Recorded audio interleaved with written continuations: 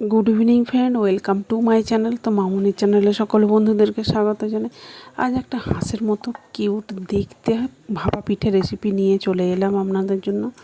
তো চলুন রেসিপিটা শুরু করে দিলাম। এখানে 1 কাপ চালের গুঁড়ো, 1 কাপ আটা, স্বাদ মতো লবণ আর জল। এখানে আমি জলটা কিন্তু গরম করে নিয়েছিলাম। গরম করে একটু একটু করে দিয়ে এটাকে মাখিয়ে নেব। তো দেখুন ডো বানানো আমার হয়ে গেছে। এটা রেস্টের জন্য আধা ঘন্টা রেখে দেবো।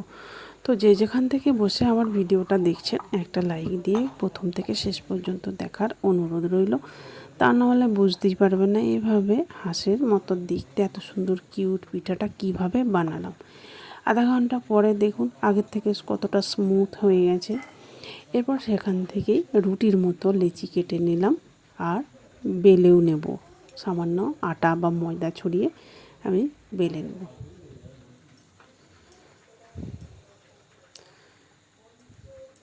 এরপর একটা কৌটোর ঢাকনা নিয়ে দেখুন গোল গোল করে কেটে নিলাম আর ছোট ছোট করেও এগুলো কেটে নিলাম। এইগুলো আমার পরবর্তীতে সবই কিন্তু ব্যবহার হবে। তা আপনারা দেখতে থাকুন কোনটা কী কাজে ব্যবহার হয়।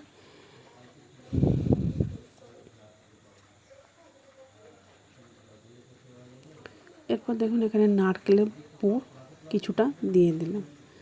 তা আমি অফ ক্যামেরায় বানিয়ে নিয়েছিলাম। নারকেলের পুর তো কম বেশি সকলেই বানাতে পারেন।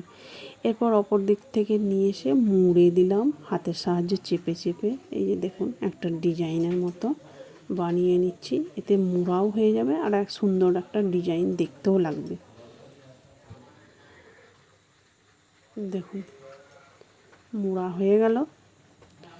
এরপর দু সাইড থেকে নিয়ে এই যে চেপে দুটো মুখ এক কাছে করে দিচ্ছি যাতে এটা খুলে বেরিয়ে না যায়।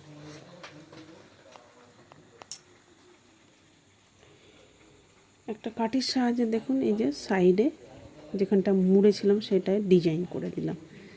এরপর যেগুলো ছোট ছোট করে গোল গোল কেটে রেখেছিলাম তার মধ্যে অল্প পুর দিয়ে এই যে একটু লম্বা মতো করে বানিয়ে নিলাম যাতে হাঁসের মুখের মতো দেখতে লাগে। এরপর দুটো গোলমরিচ দিয়ে চোখ বানিয়ে নিলাম। একটা কাঠি এই যে মাঝে দিয়ে এই যে হাঁসের মুখটা এখানে বসিয়ে দিলাম। তো দেখুন লাগছে তো হাঁসের মতো দেখতে, কতটা সুন্দর হয়েছে। তো আপনাদের বোঝানোর সুবিধার্থে চলুন আরও একটা আপনাদেরকে বানিয়ে দিচ্ছি। তো যারা আমার ইউটিউব চ্যানেলে নতুন বন্ধু আছেন একটা সাবস্ক্রাইব করে পাশে থাকবেন, পাশে থাকা বেল বাটনটি অল করে রাখবেন। তাহলে আমার নতুন নতুন রেসিপি ছাড়ার সাথে সাথে আপনার কাছে সবার আগে পৌঁছে যাবে। একইভাবে দেখুন নারকেলের পুর বেশ কিছুটা দিয়ে চারিদিকটা মুড়ে নিলাম। এরপর হাতের সাহায্যে ডিজাইনও করে নেব। খুব সহজ ও সিম্পল রেসিপি, দেখলে সবাই করতে পারবে।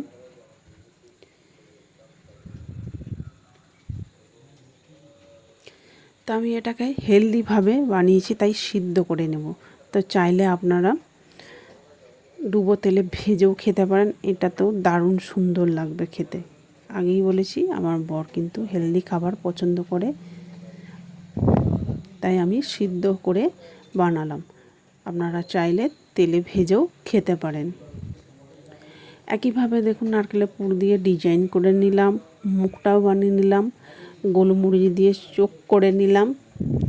এরপর কাঠি দিয়ে দেখুন এই যে হাঁসের মুখটা এখানটায় বসিয়ে দিলাম। দেখুন কতটা সুন্দর কিউট দেখতে লাগছে। বাড়িতে আপনারা অবশ্যই একবার হলেও বানিয়ে দেখুন, কেমন হলো কমেন্ট করে জানাতে কিন্তু ভুলবেন না। আর যদি ভালো লেগে থাকে লাইক কমেন্ট শেয়ার করে দেবেন আত্মীয় স্বজনদের মধ্যে। দেখুন কতটা সুন্দর দেখতে লাগছে, আমার তো দারুণ লাগছে। আপনাদের কেমন লাগলো অবশ্যই কমেন্ট করে জানাবেন। এরপর এটাকে সিদ্ধ করার জন্য দেখুন একটা ছিদ্রযুক্ত পাত্রেতে নিয়ে নিলাম। আর এদিকে আমি জল আগে থেকেই বসিয়ে রেখেছিলাম। জলটা ফুটে উঠলে এটাকে ঢাকা দিয়ে 5 থেকে 7 মিনিট রেখে দিলেই হবে। দেখুন কতটা সুন্দর হয়েছে।